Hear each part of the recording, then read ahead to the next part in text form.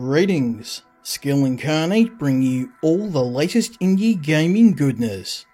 Welcome back as we look at another indie game. This time I take a break from the dark gritty games I usually play to try out a colourful new adventure game called Moolander. This game is the breakout from small indie developer The Sixth Hammer. Moolander bills itself as a Metroidvania title, exchanging classic platforming and melee combat for a more methodical focus on using ranged weapons and tools, as well as puzzle solving and exploration. The game presents the player with an adventure through a weird and colourful but often deadly alien planet, with some very pleasing graphics for a side-scroller and a heavy dose of humour. The player takes control of an astronaut from an ancient civilization called the Landers. The Landers have advanced technology due to the cosmic milk, a rare milk that can only be gathered from mighty cows, an animal driven to extinction due to a war between the Landers and their rivals, the Anunnaki, over the milk.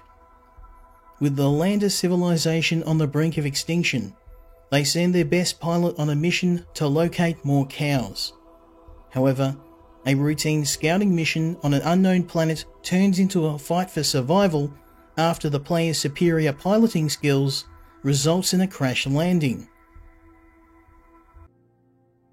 You begin the game deep beneath the surface of the planet, with only your sarcastic AI companion, Hamilton, for company. Your ship is heavily damaged, your weapons are lost, your fuel is low. Your task is to explore the planet, find supplies to repair your ship, retrieve your weapons, and hunt down the mighty cows to secure a new source of milk. The game differs from other Metroidvania titles, where rather than running and jumping through the environment, the player has access to their ship to explore the planet. The planet underground is extremely claustrophobic, requiring you to carefully navigate through the depths. Furthermore, it is also teeming with deadly flora and fauna, from gigantic thorns that rapidly spread and create a wall of spikes, to toxin-spewing plants and giant boulders. Everything on the planet is out to kill you. There are also a number of puzzles, including physics problems and time switch puzzles, requiring you to use the planet's unique plants to your advantage, along with your ship tools such as laser barriers that separate objects, or drones that can explore small passages. All of your tools are powered by the cosmic milk, which is gathered by deposits left from mighty cows, along with your milk weapons such as milk lasers, milk bombs, and a milk shield that can deflect projectiles.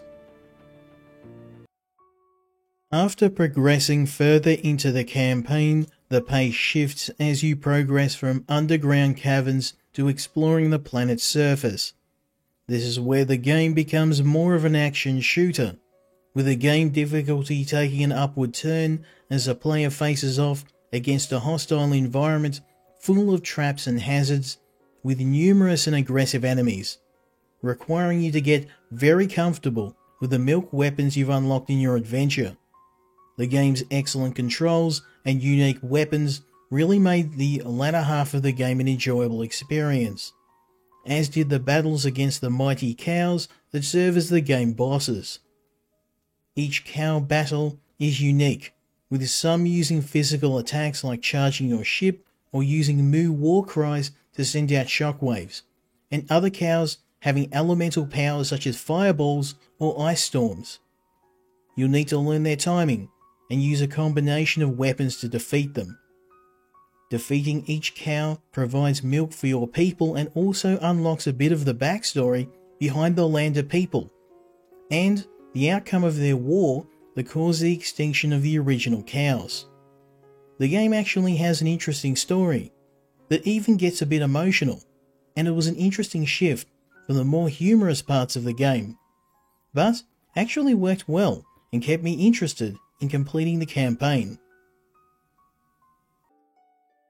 Moolander was a surprisingly enjoyable experience. The game is also one of the most visually appealing Metroidvanias I've ever played, with the art design showing the planet in stunning detail. However, there's some issues I found during my time playing the game. Firstly, the game suffers from performance issues, with slowdown and stutter when there's a lot of action on screen. I think this is largely due to the game using large areas rather than smaller rooms that are loaded separately. I believe a better approach would have been to add some additional transitions rather than trying to load these maps all at once. Also, while I really liked the early boss battles against the cows, later battles became highly repetitive, where the same or similar tactics could be used on each boss. I would have liked to see some more original variations on the boss fights. However, I think the unique premise of the game, plus the fact that the entire game could be played in cooperative mode with a second player, offsets what I believe are only minor issues with an otherwise fun and original game. There are also hidden areas and bosses to find, as well as skins to unlock, which will change the appearance and abilities of your ship. Completionists will need to complete the game several times to unlock all of the trophies too. I honestly approached Moonlander assuming it would be another gimmick game that I would tire of in a few minutes. What I found was a different approach on the Metroidvania genre that hits just the right balance between fast-paced action shooter and puzzle solving and exploration. I recommend Moonlander for Metroidvania fans looking for an original take on the genre, or for people wanting a cooperative game that is family friendly. The game is a little expensive for a Metroidvania at $25 Australian, so I would recommend picking this up on sale. Bite-Sized Goat and I had a fantastic time playing Moonlander, and I look forward to the developer's future work. I hope you enjoyed this review, and if you did, I'd appreciate a like and a subscribe, as it really helps the channel. As always, let me know what you think in the comments, and I hope you'll join me next time when we look at another indie game. Until then, Skill Incarnate, out.